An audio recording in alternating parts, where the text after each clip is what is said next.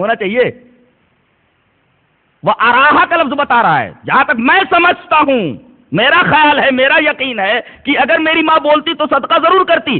صاحبزادے کو تخیل کیسے پیدا ہوا؟ اس کا مطلب یہ ہے کہ یقیناً ماں کی نیت تھی صدقہ کرنے کی، بولنے کا موقع نہیں ملا، دنیا سے رخصت ہو گئی. تو اگر اس کی نیت تھی تو نیت تو انسان کا عمل ہے.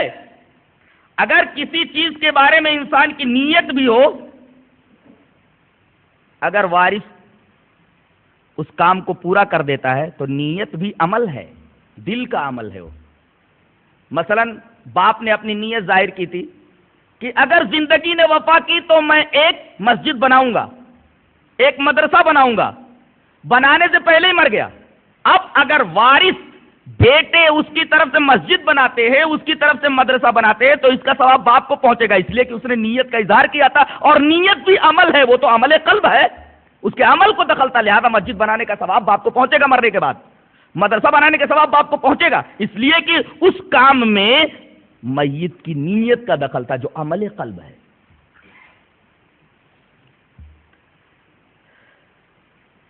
دوسری روایت، وان عائشہ رضی اللہ تعالی عنہا ان رجلا اتى رسول اللہ صلی اللہ علیہ وسلم فقال امی افتلتت نفسها فلم توصی وَأَظُنُّهَا لَوْ تَكَلَّمَتْ تَصَدَّقَتْ أَفَلَهَا أَجْرٌ إِن تَصَدَّقْتُ عَنْهَا قَالَ نَعَمْ رواہ مسلم فی کتاب الوصیہ. حضرت امام مسلم بھی اس حدیث پاک کو کتاب الوصیت میں لا رہے ہیں. اس کا مطلب یہ ہے کہ اس حدیث کا تعلق بھی وصیت ہی سے ہے. حضرت عائشہ فرماتی ہے کہ ایک آدمی آیا رسول اللہ صلی اللہ علیہ وسلم کے پاس اور اس نے کہا کہ اللہ کے رسول میری ماں اچانک مر گئی ہے، اس نے وصیت نہیں کی ہے. وہ اظنها، اور میرا گمان یہ ہے، اور کبھی کبھی گمان یقین کے معنی میں آتا ہے، میرا گمان یہ ہے کہ اگر وہ بولتی تو صدقہ کرتی. صاحبزادے کو کیسے معلوم ہوا کہ وہ بولتی تو صدقہ کرتی؟ اس کا بھی پس منظر تھا، کبھی اس نے اپنی نیت کا اظہار کیا تھا. اور نبی کریم صلی اللہ علیہ وسلم نے جب یہ سنا کہ صاحبزادے یہ بول رہے ہیں کہ میں یہ گمان کرتا ہوں، میرا یہ گمان ہے، پہلے جو حدیث پڑھی گئی اس میں یہ تھا وہ آراہا، اور اس دوسری حدیث کے اندر وہ اظنھا، میرا گمان یہ ہے کہ اگر وہ بولتی تو صدقہ کرتی، تو کیا اس کو فائدہ پہنچے گا اگر میں اس کی طرف سے صدقہ کروں؟ نبی کریم صلی اللہ علیہ وسلم نے فرمایا ہاں کیوں نہیں. اس لیے کہ نبی کریم صلی اللہ علیہ وسلم کو معلوم ہو گیا کہ ماں کی نیت ضرور تھی. صاحبزادے بول رہے ہیں کہ اگر وہ بولتی تو صدقہ کرتی، لہذا عمل دخل ہو گیا نیت کا. اب اگر وارث مردے کی طرف سے کوئی مالی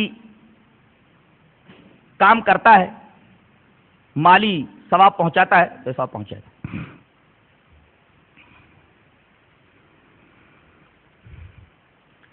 ایک حدیث اور ہے جو ثواب کے ٹھیکیدار ایصال ثواب کے موقف پر پیش کرتے ہیں کہ حضرت سعد ابن عبادہ رضی اللہ تعالیٰ عنہ نے ایک باغ اپنی ماں کی طرف سے صدقہ کر دیا تھا، خیرات کر دیا تھا، اور نبی کریم صلی اللہ علیہ وسلم نے فرمایا تھا کہ اس کا ثواب تمہاری ماں کو پہنچ جائے گا. آئیے ذرا اس حدیث کا جائزہ لے لیں. سب سے پہلے یہ بتا دوں کہ یہ حدیث نسائی کتاب الوصایا میں ہے. اب کتاب الوصایا میں امام نسائی لائے یہ حدیث کتاب الوصیت کے اندر آنا ہی اس بات کی دلیل ہے کہ اس کا تعلق وصیت سے ہے. پہلے حدیث پڑھتے، پوری سند کے ساتھ پڑھتا ہوں. وان سعید ابن عمرو ابن شرحبیل ابن سعید ابن سعد ابن عبادہ رضی اللہ تعالی عنہ عن ابیہ عن جدہ قال. یہ سند ہے پوری. خرج سعد بن عبادہ رضی اللہ تعالی عنہ مع رسول اللہ صلی اللہ علیہ وسلم فی بعض مغازیہ وحضرت امہ الوفاة بالمدینہ فقیل لها اوصی فقالت فیما اوصی المال مال سعد فتوفیت قبل ان یقدم سعد فلما قدم سعد ذکر ذلك فقال یا رسول اللہ فهل ينفعها ان اتصدق عنها؟ قال النبي صلى الله عليه وسلم نعم. فقال النبي صلى الله عليه وسلم نعم. فقال سعد لحاية كذا وكذا لحاية كذا وكذا صدقة عنها لحاية سمى. رواہ النسائی فی کتاب الوصایا. یہ پوری کی پوری روایت سند کے ساتھ آپ حضرات کے سامنے پیش کر دی گئی. حضرت سعد ابن عبادہ رضی اللہ تعالیٰ عنہ کا واقعہ کیا ہے اس حدیث میں بالکل واضح کر دیا گیا ہے. حضرت سعد ابن عبادہ کے بارے میں ہے کہ یہ رسول اللہ صلی اللہ علیہ وسلم کے ساتھ ایک غزوے میں چلے گئے تھے، ایک لڑائی میں چلے گئے تھے. ان کی ماں بیمار ہو گئی تھی اور اس سے پہلے کہ حضرت سعد ابن عبادہ مدینہ آئے، مدینہ ہی میں ان کی والدہ کا انتقال ہو گیا ہوا. حضرت امہ الوفاۃ بالمدینہ، موت ان کی ماں کو آ گئی مدینہ ہی کے اندر، قبل ان یقدم سعد، اس سے پہلے کہ سعد آ جائیں. فلما قدیم سعد، جب حضرت سعد رضی اللہ تعالیٰ تشریف لائے اور انہیں پتہ چلا کہ میری ماں کا انتقال ہو گیا ہے، تو نبی کریم صلی اللہ علیہ وسلم کے پاس آئے اور کہا کہ اے اللہ کے رسول،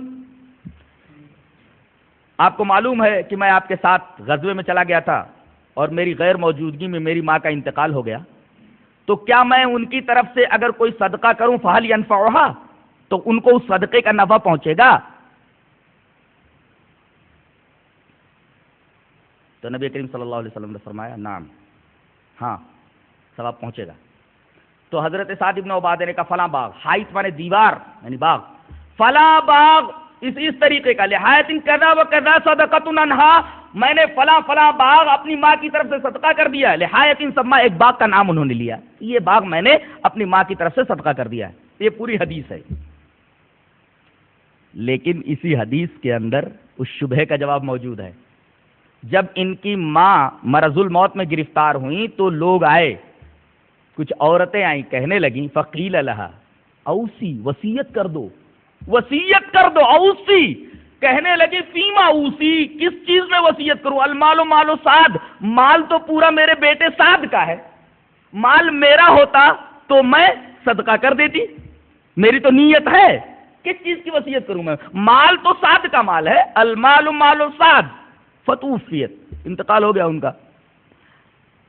اب دیکھیے آپ، یہ حدیث خود بتا رہی کہ نیت تھی وصیت کرنے کی، اس وجہ سے وہ نیت نہیں کر سکیں، وہ عمل نہیں کر سکیں اور صدقہ نہیں کر سکیں کہ مال سعد تھا، حضرت سعد کا مال تھا. لہذا یہ دلیل بھی ایصال ثواب کے موقع پر یہ حدیث بھی دلیل نہیں بن سکتی. ایک حدیث اور ہے کہ نبی کریم صلی اللہ علیہ وسلم نے اپنی امت کی طرف سے قربانی کی. آئیے اس حدیث کو بھی دیکھ لیتے ہیں. حدیث اس طرح ہے، وعن جابر بن عبد اللہ رضی اللہ تعالی عنہ قال شہدت مع رسول اللہ صلی اللہ علیہ وسلم الاضحى في المصلى فلما قضى خطبته نزل من منبره واتي بكبش فذبحه رسول الله صلی اللہ علیہ وسلم بيده وقال بسم اللہ اللہ اکبر هذا عنی وَأَمَّن لَّمْ يُزَحْ مِنْ أُمَّتِي، رواہ ابو داؤد فی کتاب الضحایا. حضرت امام ابی داؤد اس حدیث پاک کو جہاں قربانیوں کا بیان ہے کتاب الضحایا کے اندر اس حدیث کو لائے ہیں. ترجمہ کیا ہے؟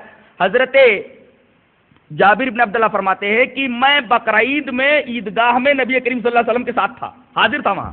جب آپ نے خطبہ ختم کیا، ممبر سے اترے تو آپ کے سامنے ایک میڑھا لایا گیا اور آپ نے اس میڑھے کو، اس کبش کو اپنے ہاتھ سے ذبح فرمایا. اور کیسے ذبح کیا؟ آپ نے کہا بسم اللہ اللہ اکبر، یہ میری طرف سے ہے اور میرے ان امتیوں کی طرف سے ہے جنہوں نے قربانی نہیں کی.